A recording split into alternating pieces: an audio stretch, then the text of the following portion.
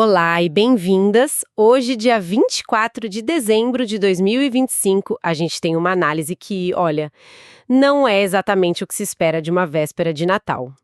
O cenário que vamos discutir é um pouco sombrio, para dizer o mínimo. Exato. O nosso tema hoje é uma série de mudanças fiscais, regulatórias no Brasil e como elas podem redesenhar o cenário para trabalhadores autônomos e informais já em 2026. E a nossa fonte principal para essa conversa é a transcrição de um vídeo do YouTube.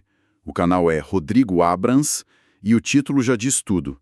Prepare-se, 2026 será sombrio. É uma visão bem crítica, até alarmista.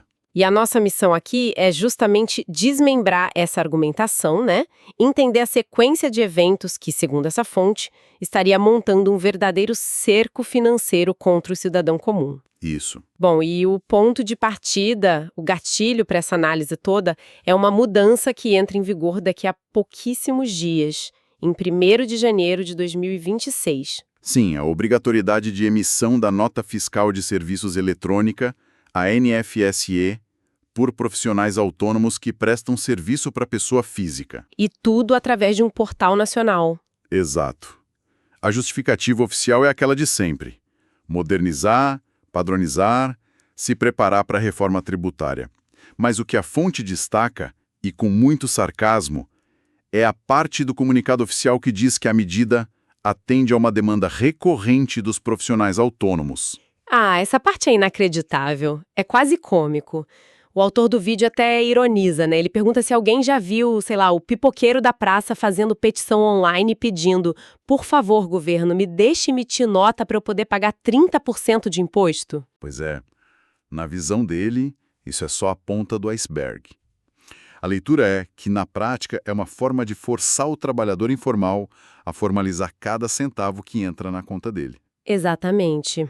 E o ponto central da fonte não é nem que a medida surgiu do nada. Pelo contrário, a tese é que ela é a peça final de uma estratégia muito bem montada ao longo de 2025.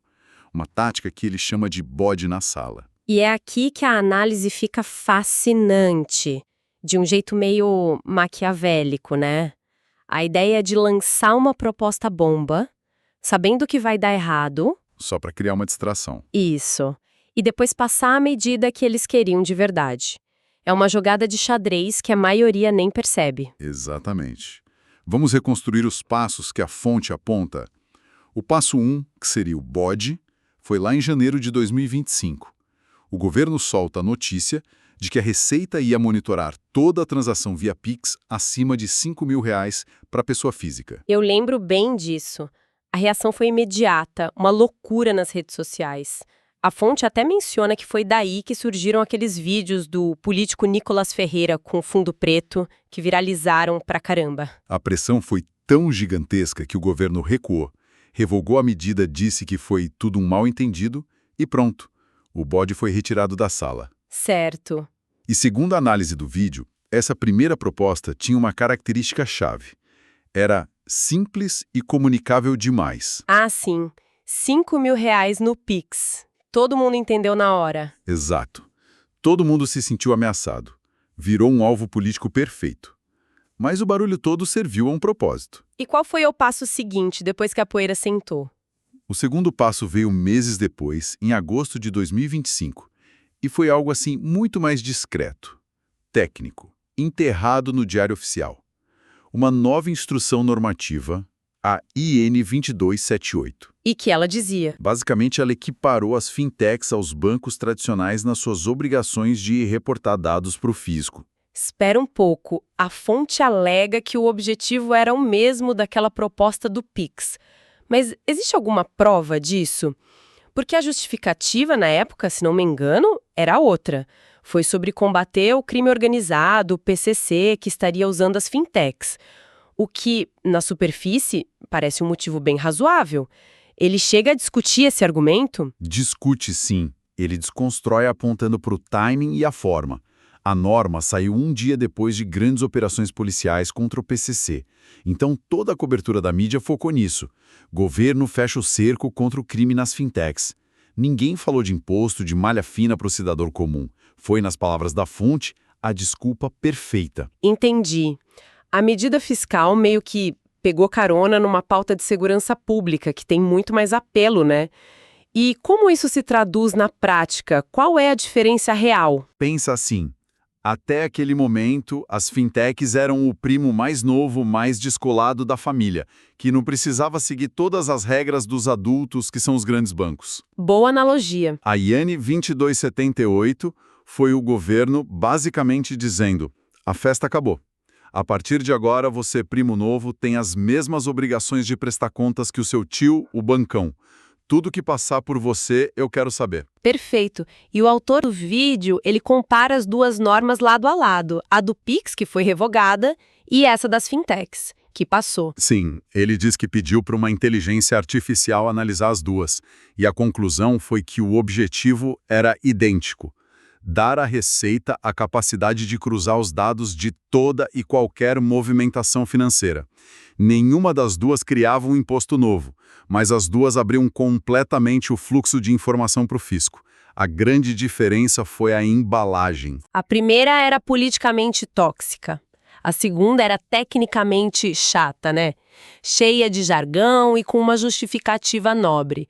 E o resultado final? Na prática foi o mesmo. Ok, então o governo conseguiu o monitoramento digital de forma discreta, venceu a batalha da comunicação, mas aí fica a pergunta óbvia: e o dinheiro vivo? A pessoa não podia simplesmente sacar tudo e voltar para o papel? Sim, mas a fonte diz que eles pensaram nisso também. Claro. Se você fecha a porta digital, tem que trancar a janela do dinheiro físico. Senão todo esforço vai por água abaixo. E a leitura da fonte é que o governo agiu exatamente para fechar essa brecha. E qual foi a jogada nesse sentido? Ele aponta para a aprovação na CCJ, que aconteceu há menos de um mês, de um projeto que coloca restrições bem severas no uso de dinheiro em espécie. A fonte afirma que a medida já está, na prática, vigente. E ele lista os pontos. Proibido usar dinheiro vivo em transações acima de R$10 mil. 10 mil? Proibido pagar boletos em espécie acima de R$5 mil. E talvez o mais forte de todos, circular com mais de R$100 mil em espécie agora exige comprovação de origem. A pena é multa e confisco. É um movimento de pinça, então. De um lado, o monitoramento digital total. E do outro, a restrição quase total do papel moeda. A previsão do vídeo é direta. O papel moeda vai sair de circulação em breve. Na visão dele, o cerco está completo. Isso nos leva à consequência principal que ele descreve, que é a criminalização da informalidade e, de forma mais profunda, a quebra de um pacto implícito que sempre existiu no Brasil. Esse é um ponto muito forte, porque aí já não é mais só uma questão técnica de arrecadação. A fonte está descrevendo a quebra de um contrato social não escrito, sabe? Algo que permitiu que a sociedade brasileira funcionasse por décadas. É como se as regras do jogo mudassem no meio da partida. Exatamente essa sensação que ele passa. Ele descreve o pacto mais ou menos assim: o Estado brasileiro sempre cobrou impostos altíssimos e ofereceu serviços públicos de baixa qualidade. Certo. Em troca, ele meio que fingia não ver a enorme economia informal.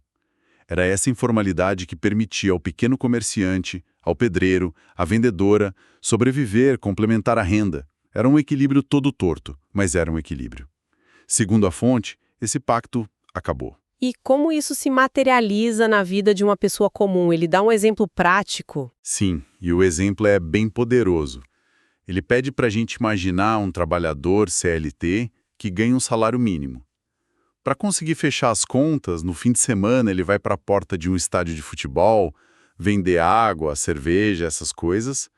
Uma renda extra, totalmente informal, que entra na conta digital dele. Um cenário extremamente comum, né? A realidade de milhões de pessoas. Pois é. Só que agora, com todas essas ferramentas, a Receita Federal, usando inteligência artificial, vai cruzar os dados automaticamente. O sistema vai ver: o salário formal dele é X, mas a movimentação bancária é X mais Y. O alerta é instantâneo. Ele cai direto na malha fina. E as multas? Pesadíssimas. Segundo o vídeo, podem ir de 20% a 150% sobre o valor que ele deveria ter pago de imposto. E a fonte ainda coloca mais uma camada aí. Ele menciona que os próprios bancos agora teriam o dever legal de monitorar e até bloquear contas com movimentação que eles achem suspeita, sem precisar de ordem judicial. Ele descreve o cenário como simplesmente um pesadelo. Diante desse quadro de cerco total, a pergunta que o vídeo faz é: o que sobrou? Quais são as saídas para essa pessoa?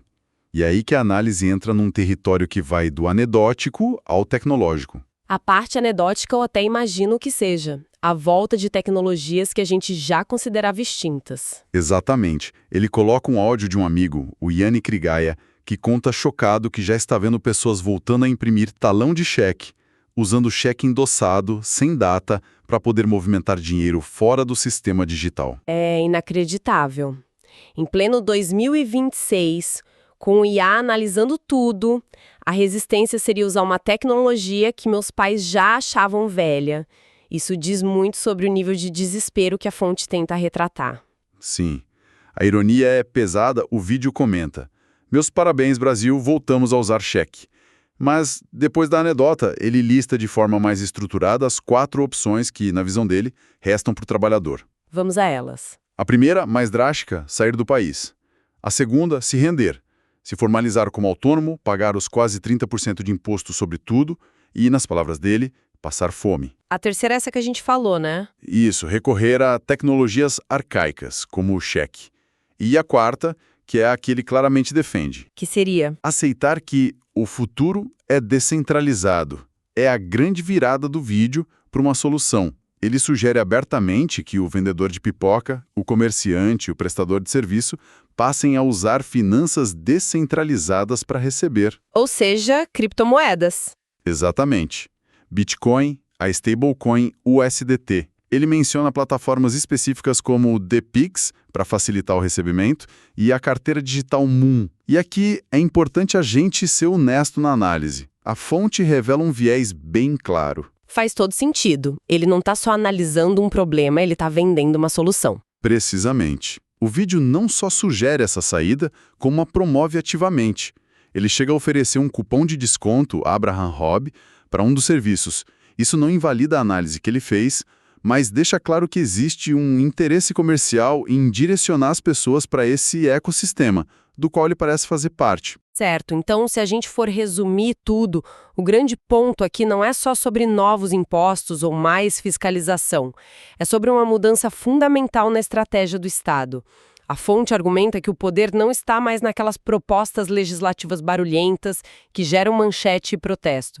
O poder de verdade está nas mudanças técnicas, silenciosas, chatas, que ninguém entende direito. Essa é a síntese perfeita. A argumentação é que o Estado aprendeu a contornar o debate público.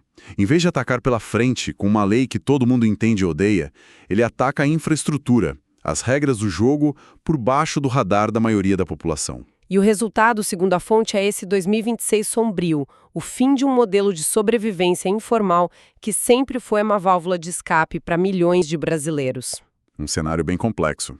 E toda essa discussão, que parte de uma fonte que, como vimos, tem um viés claro, nos leva a uma provocação final, né? Isso levanta uma questão importante.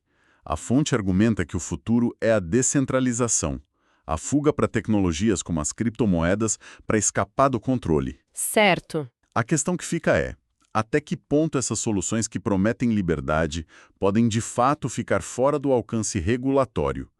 A própria análise nos mostrou como a regulação, que parecia distante, alcançou as fintechs bem rápido. Sim, é um ótimo ponto. O que acontece quando o cerco, que parece se expandir para tudo, se fechar também sobre essas novas brechas? Essa fuga é permanente ou é só um adiamento do inevitável?